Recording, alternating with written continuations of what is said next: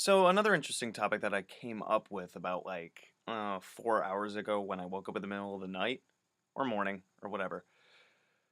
What are tools really for?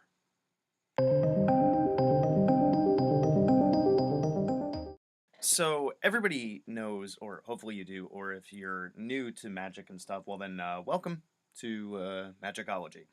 Anyway, so in standard ritual practice there, and by like tons of traditions and stuff, there are traditional tools. You got things like wands, cups, the pentacle, athames, boleens, even ritual swords, sword of the watcher, and dagger of Inanna if you follow the Simon Necronomicon tradition.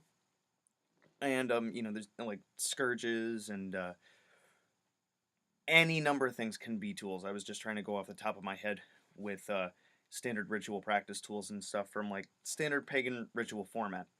Um, what are they for? You know, and so with the release of my latest book, which is Movement Magic, which focuses on the idea that our bodies are the main tools that we use, and with the first book that came out, which is Magical Theater, which is about how the mind is the most powerful tool. I thought I'd take it a little step further with this video. So when you use a wand in ritual, let's say to cast a circle or direct energy, or the same thing with a ritual knife or athame, to either direct energy or even cut a hole in the circle if you forgot something outside of it because you're a noob. Um, what? Why do we have to use those tools? So I want you to think about tools in terms of they help you to figure something out, or they help you to do something. That's what a tool is. Now, think of it this way. All right, so I'm a teacher by certification and trade and stuff, and when someone has difficulty with something, they use a tool to help them do it. So let's say that you are bad with remembering things. What do? You write things down. What if you want to communicate something to somebody, you use a cell phone, right? You could use your voice, or you could use a cell phone. This is all depending on distance and whatever. But the main idea behind tools and things are that they help your brain and your energetic self to focus that energy in a specific way for a specific purpose. And it's kind of cool that I have this in the background. So if you look back here, right? I got I got Mjolnir back there. I got Thor's hammer back there. And if anybody, and if you haven't, you've been living under a rock. If you haven't seen any of the Marvel movies, particularly the Thor movies in this case, um, then this analogy will be lost on you, but hopefully you can make sense of it from me explaining it. So, in in the third Thor movie, Ragnarok, when he loses the hammer, right? Um, he's like, I can't use my lightning anymore. And the idea is that the hammer was only used as a focal point to focus his power, right? So then he's able to, once he realizes that, he's able to call upon the power of lightning without the hammer. Now, previously in other movies and stuff, we have seen him use the hammer to call upon lightning and charge it. You saw that in any of the other Marvel movies that he's appeared in. So this is a great analogy for this topic. He used it as a tool to focus his power, but once he realized he did not need the tool, he was still able to do it. And that's the same thing with wands, athames, and all these other tools and such. And if you want to learn more about this and go way more in depth, you can check out my books, Magical Theater. Even Magical Mechanics has some of that stuff in it. And then Movement Magic has a bunch in it. Also, Handy Sigil Magic, too. And Movement Magic is more of an upgrade to Handy Sigil Magic, so it depends on how deep you want to go into it. So effectively, what you want to do as you progress and learn, in my opinion, with magic is to move away from your tools.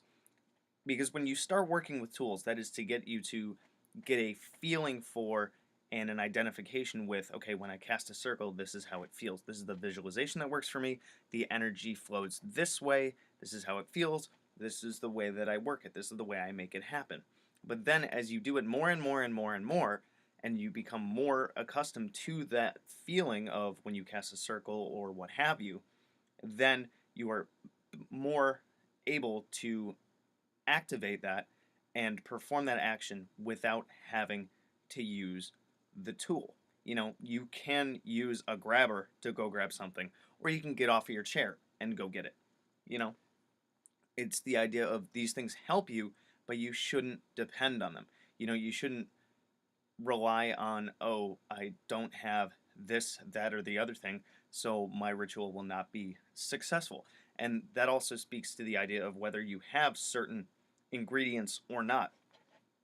You know, the whole like kitchen witch perspective is that, or the hedge witch perspective. Correct me if I'm wrong in these terms and whatnot, because they're kind of interchangeable and whatever. But you guys will get the point. If you don't have a certain tool or a certain herb or a certain ingredient to something, there are ways to hack it. You know, you got to find something that's similar in correspondence or whatever, you know, pending certain rules and things, which you can talk about and which you can read about in Magical Mechanics with the certain rules and things that govern magic and whatnot. But if you can't access a certain thing because you don't have a certain ingredient or tool or whatever, and you think you're lost, guess what? You're not. The idea is that even things on the outside, they echo things on the inside, and they activate certain parts of us, if you want to talk about the collective unconscious or archetypes or things like that, that bring that energy up within us to create that change both inside and out. And that's what the handicap of tools is if you depend on them.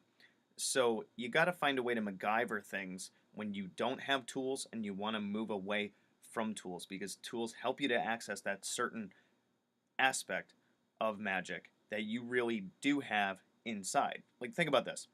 You can meditate with music or without music. Some people find it easier with music, but it is you are perfectly capable of doing so without music. If you find it difficult at first, then your goal would be to train yourself without music, the same way as you can cast a circle or direct energy without a tool. You know, for beginners and such, it's much easier to get in the groove with that stuff with using something like a wand or an athame, or even if you cast a circle, have an actual border. Like, I have a circle-shaped carpet upstairs, right, that I could do a ritual in, and given that it's a circle-shaped carpet, I can really concretely ground my idea and my energetics of where the circle is around that rug. Well, I used to not have that rug there, so what did I have to do? I had to use my intention, imagination, and visualization along with my energy work to make that circle appear there. So I can still do that, or I can work with the border of the rug to create the circle around it. And some people, when they're new, they might even want to take a cord and make a circle, and then they stand within that circle, and that's a physical representation of the energetic boundary that you are going to make. The same as tools are a physical representation of an energy that you are going to use. So I hope this made sense. You guys can let me know down in the comments, and you can always email me and connect with me on all of my other social media, which you guys can find links to at the end of this video. I haven't even had coffee yet, which is why I'm still a little But maybe I could make a couple more videos this morning. It's about 7 o'clock now. I've been up for 4 hours. Yeah, productive weekend. Good hunting. Thanks for watching my video. So if you want to check out my playlists, I have, among others, the Simon Necronomicon, the Tree of Life, General Magic, Tulpamancy, a playlist on my books, the elements, stones, the theories that govern magic, and the gods and goddesses of Mesopotamia. If you want to check out my books on Amazon, I have Creating Consciousness, Magical Mechanics, Magical Theater, Handy Sigil Magic, Magical Movement, which is an update and expansion upon Handy Sigil Magic, Magical Mastery, which is a combination masterwork of Magical Theater and Magical Mechanics, and The Guide to the Spheres and Beyond. You can also find me on Facebook at Magickology YT. You can email me at priestofthenecro@gmail.com, and you can even check out my Instagram, which is Magickology. And good hunting.